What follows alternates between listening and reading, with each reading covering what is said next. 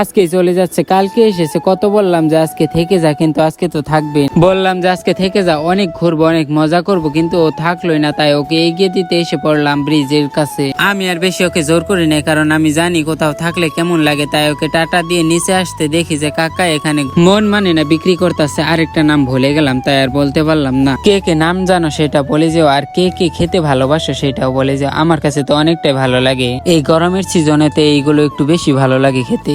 বন্ধুকে বললাম যার কয়েকদিন থেকে যা, অনেক মজা করব, অনেক ঘুরবো, তবুও রইলো না। দিন দিন বন্ধুত্বতেও বিশ্বাস উঠে গেছে আমার, কারণ যে যাকে আমি বন্ধু ভাবি সে আমাকে বন্ধু ভাবে নাই। সেই জন্য জীবনে এমন বন্ধু বানানো উচিত যে নাকি বিপদে আপদে সব সময় পাশে থাকবে, শুধু টাকা দিয়ে নয়, সব বিপদে থাকবে পাশে। সেই তো আসল বন্ধু। শুধু ফোনে ঘন্টার পর ঘন্টা কথা বলে সে বন্ধু নয়। একবার তুমি ফোন না করে দেখো, দেখবে নিমেষেই ভুলে গেছে। এই গরমের জন্য বরফ পানি খেয়ে শরীরটাকে ঠান্ডা করে তারপরে বাড়িতে চলে যাচ্ছে হাঁটতে হাঁটতে।